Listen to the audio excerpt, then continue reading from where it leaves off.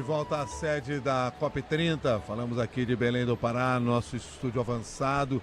E agora com uma convidada aqui ao nosso lado, que você que pode nos acompanhar pelas telas também, seja pelo YouTube ou no Globoplay, é a Marcele Oliveira, que é jovem campeã do clima da COP30, está aqui ao meu lado. Muito obrigado, Marcele, pela sua presença aqui no nosso estúdio. Olá, pessoal. Eu que agradeço o convite, na verdade. Falei aqui, Marcele Oliveira, que você é jovem campeã do clima da COP30.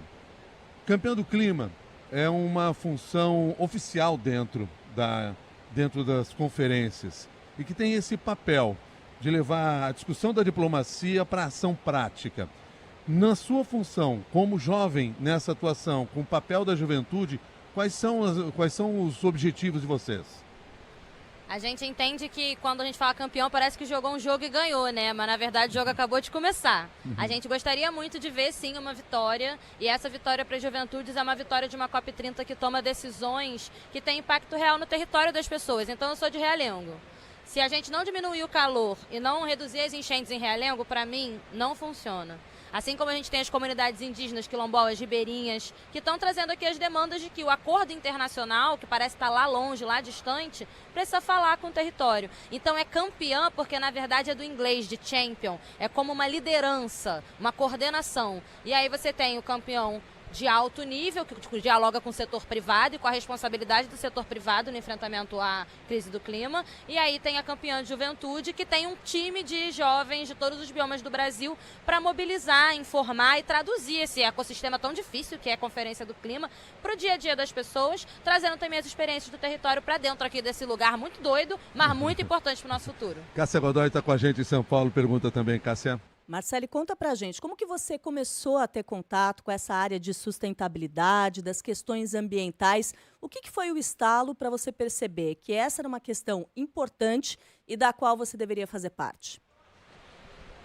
Eu atravessava a cidade para ir para a faculdade.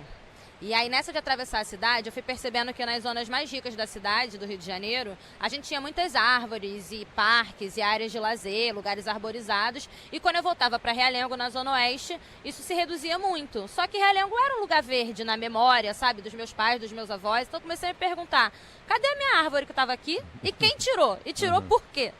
E aí eu comecei a perceber que existia uma pauta importante que eu quase não via no meu dia a dia, que era essa questão meio ambiente, climática. Para mim, falar de meio ambiente era algo distante, né? Era ou coisa de gente privilegiada lá nos lugares onde tinha esse acesso, ou das pessoas que moravam na floresta. E eu, como uma pessoa que morava na periferia, não me via dentro disso.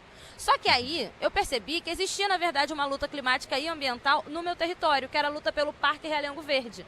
E essa luta me ensinou um conceito que para mim hoje é muito importante, que é a justiça climática. E hoje justiça climática não é só um conceito, é também a importância de uma prática de regeneração, de cooperação e de proteção, porque a gente tem uma cultura de destruição e de normalização de ter lugares que têm árvores e lugares que não.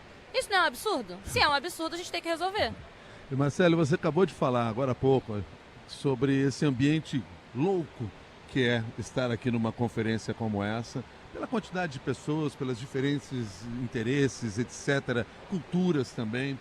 Eu queria entender se essas questões que vocês trazem para cá estão realmente sendo ouvidas, e você, nesse primeiro dia que nós tivemos ontem, já de várias discussões, nesses primeiros dias já se percebe que essa voz vai ser ouvida, ou poderá ser realmente ouvida?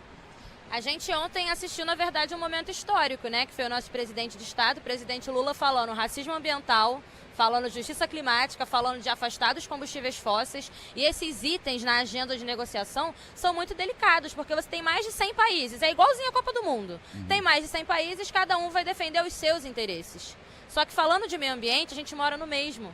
Então não dá para ser só os seus interesses e não dá para fazer mudança com um país só e nem com poucas coalizões de países. Tem que ser por consenso, tem que ser todo mundo. Então a nossa expectativa e esperança para a COP30, enquanto juventude, mas pensando também nas crianças, nas próximas gerações, nas pessoas que não fizeram as decisões que nos levaram a essa crise do clima que estamos, o que a gente quer é que a gente consiga repensar essa forma de se relacionar com a natureza, com a economia, com esse desenvolvimento sustentável que não está gerando dinheiro para a minha geração.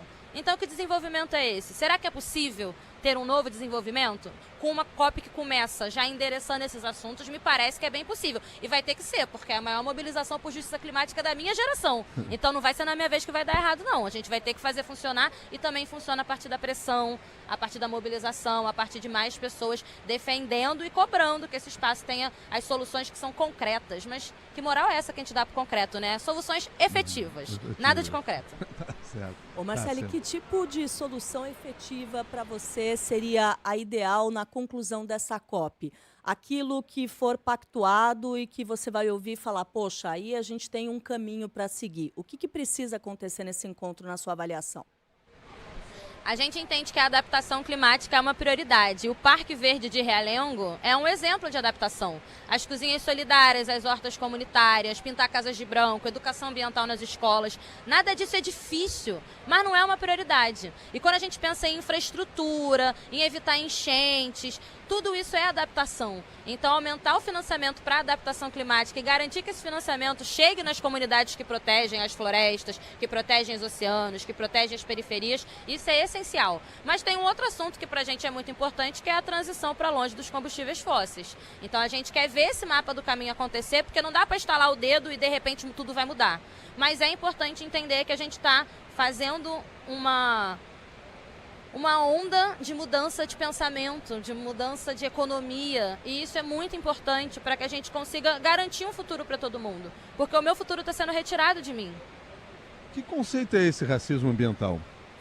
Racismo ambiental vai falar sobre decisões que são tomadas sobre um território, em relação ao ecossistema daquele território, sem considerar as pessoas que lá moram. Então, um lixão que é instalado numa periferia, será que as pessoas que moram ao redor daquele lugar gostariam ou tiveram a opção de escolher morar perto daquele lixão ou aquele lixão ir para lá? Se alguém está tomando a decisão e quem está no território não participa, e essa decisão pode representar doenças, pode representar contaminação, pode representar poluição, a gente chama isso de racismo ambiental. Marcele, para fechar aqui essa nossa conversa, eu só quero dizer para você o seguinte. A gente tem acompanhado aí uma série de conversas com várias autoridades aqui e acolá. Quero te dar os parabéns porque você falou de uma maneira muito clara que nos fez enxergar exatamente o que está sendo debatido aqui nessa COP. E por isso eu te agradeço muito por fazer com que a gente enxergue, porque muitas vezes o debate fica no detalhe que a gente não entende direito, na retórica ou num vocabulário que não nos cabe. E você colocou o nosso pé no chão. Muito obrigado. Muito obrigada. É importante sempre a gente lembrar que aqui a gente está falando de vida, né? Então a gente está falando das pessoas negras, das pessoas indígenas, das pessoas com deficiência, das mulheres. A gente está falando da gente. Então se está falando da gente, a gente precisa participar. É por isso E que a tem que gente falar está aqui. como gente, né? Exato. Não dá para ficar falando em código não, gente. Vai ter que falar do jeito que a gente fala. Marcele Oliveira, muito obrigado pela sua gentileza de estar conosco aqui. Obrigado, gente. Acompanha Obrigada. a gente aí que ainda tem muita água para rolar. Tá bom, até mais.